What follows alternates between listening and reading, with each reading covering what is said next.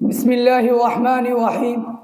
الحمد لله نحمده ونستعينه ونستغفره ونعوذ بالله من شرور أنفسنا ومن سيئات أعمالنا. من يهده الله فلا مضل له ومن يضلله فلا هادي له، ونشهد أن لا إله إلا الله ونشهد أن محمدا عبده ورسوله. ورئيس الحفل الكريم وحضرات الحكم وزملائي في الجامعة، إني أريد اليوم أن أتحدث أمامكم في هذه الحفلة حول اللغة العربية وأهميتها.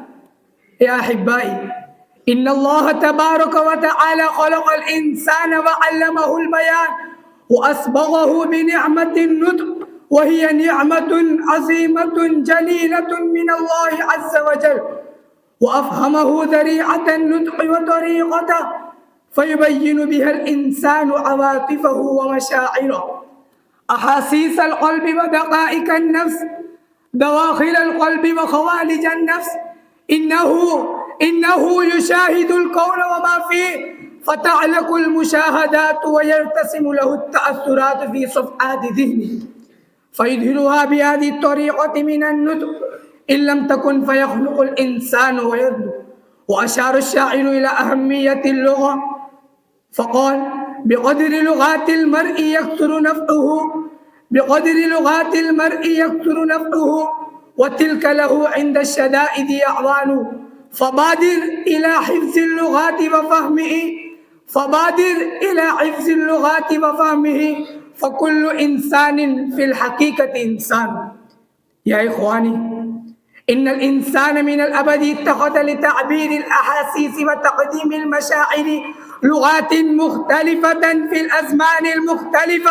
اتخذ أحيانا لغة رومية، لغة سامية، لغة عبرانية، لغة كلدانية، لغة لاتينية، لغة إنجليزية، لغة نبتية، لغة عربية، لغة أردية، لغة هندية، لغة محلية، لغة عالمية، وما إلى ذلك من لغات العالم.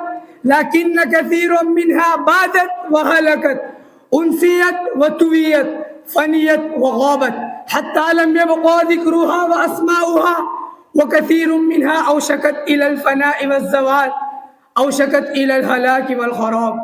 يا إخواني، لكن لغتنا العربية بقيت وتبقى إلى الأبد، دامت وتدوم إلى ما دامت السماوات والأرض، خلدت وتخلد إلى ما تعاقب الملوان، لأنها لغة معجزة، لغة إلهية، لغة خلقها اللطيف الخبير، لغة حية متدفقة، لغة لطيفة، لغة عميقة، لغة آفاقية، لغة عجائبها وغرائبها كثيرة كثرة، لغة دقائقها ولطائفها واسعة وسعة، لغة أصولها وضوابطها قوية أقوى، لغة سلاستها وفصاحتها فصيحة أفصح، لغة بليغة ممتازة، لغة عقلية قياسية، لغة قادرة على تبيين الأفكار تبيانا تاما، لغة واسعة كتاب الله لفظا وغاية. وسعت كتاب الله لفظا وغاية، وسعت كتاب الله لفظا وغاية، وما زغت عن آي به وعظاتي. فكيف أزيك اليوم عن وصف آلة وتنسيق أسماء لمخترعات. يا إخواني، لكن من الأسف الشديد نتغافل عن هذه الأهمية الكبيرة من اللغة العربية وعن تعلمها ودراستها، نتناكب عن الحصول عليها ودراستها حتى توي عروجها فيخمل ذكرها ونشاطها، كما شكت اللغة العربية بنفسها إلى أهاليها. رجعت لنفسي فاتهمت عصاتي، وناديت قومي فاحتسبت حياتي. رموني بحكم في الشباب وليتني أقمت فلم أجزع لقول عداتي. أنا البحر في أحشائه الدر كامن، فهل سألوا الغواص عن صدفاتي؟ فلا تكلوني للزمان فلا تكلوني للزمان فإنني أخاف عليكم أن تحين وفاتي. يا إخواني، يجب علينا أن نتخذ هذه اللغة السماوية الدينية وهي مسؤولية أساسية لنا.